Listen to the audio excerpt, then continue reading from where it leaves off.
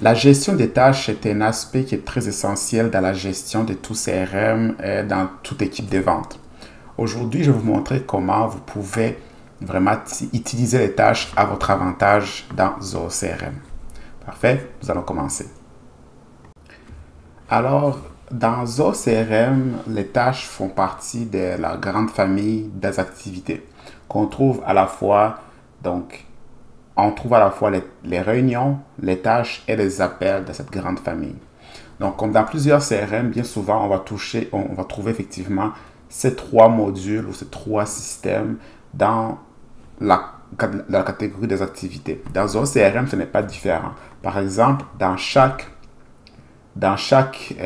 prospect ou dans chaque contact, dans chaque compte ou affaire, vous allez toujours trouver une fonction activité également. Donc, activité en cours, juste ici à gauche, et activité clôturée. Donc, ici, vous pouvez par exemple créer une tâche sans problème. Les tâches, ça reste un aspect qui est vraiment très important parce que quand vous voulez créer des rappels, avoir un système qui va toujours vous rappeler quelle chose à faire, c'est quoi la prochaine étape que vous devez faire pour un enregistrement précis. Par exemple, si vous êtes en contact avec un client, un prospect ou un contact, vous pouvez toujours mettre une tâche à l'intérieur. Vous pouvez créer des tâches qui sont individuelles, donc qui ne sont pas connectées à un système particulier, mais vous pouvez aussi créer vraiment des tâches qui sont connectées à un enregistrement, ce qui est la meilleure option.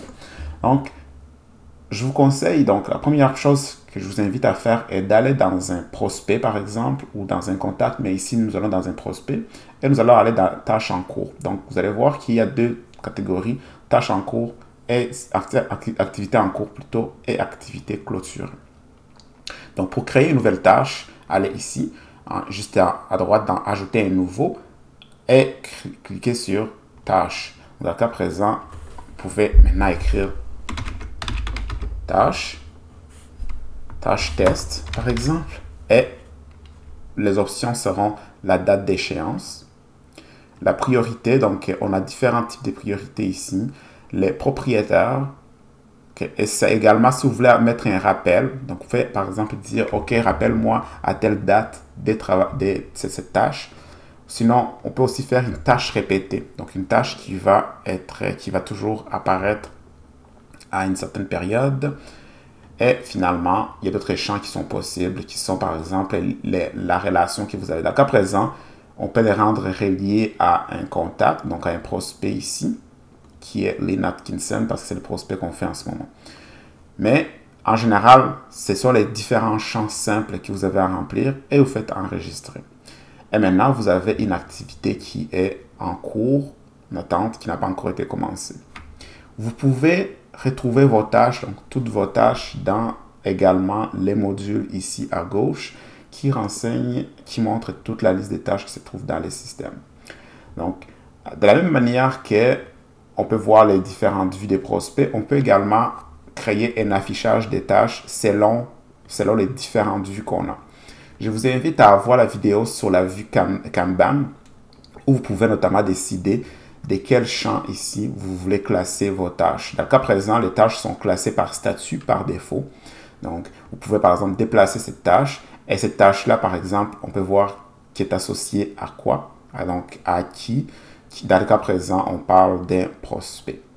Que vous pouvez entrer dans la tâche et vous pouvez faire des différentes actions à l'intérieur de la tâche même, incluant les remarques. Donc, vous pouvez créer des remarques à l'intérieur de la tâche même, chose qui est souvent très différente dans certains CRM où une tâche est souvent directement associée à un module ou un élément.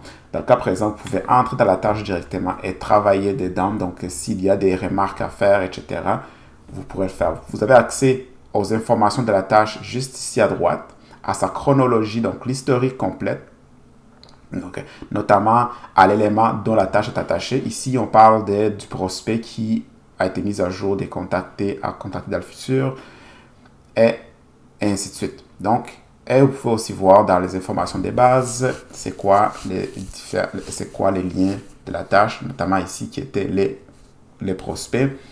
Vous pouvez envoyer au prospect l'email, les activités qui sont associées au prospect, donc tout ici à droite. et également les conversations, par exemple, tous les emails qui sont reliés au prospect en question sont disponibles directement pendant que vous travaillez dans la tâche. Vous pouvez à tout moment revenir voir le prospect, donc ici, auquel la tâche est attribuée. Et vous pouvez également aller, vous pouvez toujours fermer la tâche aussi également en tout temps. Donc, toutes les fonctions sont ici. Vous pouvez lier la tâche également à certains autres éléments spécifiques. Donc ici, par exemple, vous pouvez créer des liens à l'intérieur de la tâche, créer des pièces jointes. S'il y a des documents, par exemple, qui sont reliés à la tâche, vous pouvez aller dedans. Les actions à venir, s'il y a des automatisations, donc les règles des workflows qui sont dans la tâche, vous pourrez, si vous les mettez, ici, il y aura une action automatisée à venir qui sera automatiquement automatiquement affichée ici. Parfait. Excellent. Donc, ça, c'est la manière que vous pouvez avoir accès aux différentes tâches et que vous pouvez les gérer. Donc, utilisez vraiment les tâches à son plein potentiel, à son avantage, et utilisez-les pour vraiment vous créer des rappels et également vous dire, OK, c'est quoi la prochaine étape, qu'est-ce qui doit être fait, et toujours en tout temps éviter de tout garder dans votre cerveau parce que le CRM, son but est de vous éviter de tout garder dans le cerveau et de vous aider à bien gérer votre processus de vente. Donc, allez dans votre prospect, au contact, ou peu importe, ou les affaires, créez vos tâches et après ça, suivez vos tâches directement ici ou directement dans les contacts même.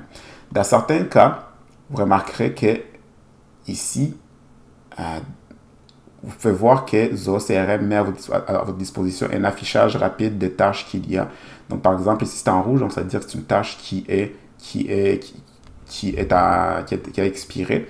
Donc, c'est toujours important de regarder car ça, c'est en rouge. Et si c'est en vert, donc ça, c'est une vue qui permet de voir, OK, c'est quoi les tâches qu'il y a à faire. Est-ce qu'il y a des tâches qui sont attachées spécifiquement et leur statut en ce moment. Donc, comme je mentionnais, ici, par exemple, c'est en rouge. Donc, la tâche est passée. Mais ici, c'est une tâche qui est à venir. Dans une autre vue ici, vous verrez également qu'il y a il y a d'autres tâches. Donc, par exemple, ici, on a une tâche qui également est à expirer. Donc, dans une vue liste comme ici, donc dans un affichage des listes plutôt, on peut voir que la tâche est également passée. Mais s'il n'y a pas de tâche, il n'y aura rien à appliquer ici. Parfait. Mais vous pouvez toujours, en tout temps, encore une fois, sans que vous n'ayez à entrer dans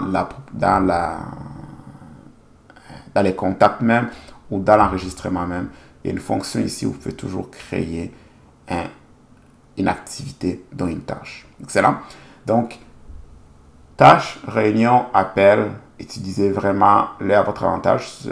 Comme je mentionne, c'est important de pouvoir toujours se définir les choses à faire à l'intérieur des activités afin de ne pas perdre les fils de ce qui se passe avec vos enregistrements. Donc, et manquer des opportunités qui pourraient vous aider à bien grossir. Excellent. Donc, c'est des questions. N'hésitez pas à hésiter. Ça me fera plaisir. Dans la description de la vidéo, vous trouverez également un lien pour que vous puissiez essayer Zoho CRM gratuitement pendant 30 jours. Excellent. Merci de votre temps et à la prochaine.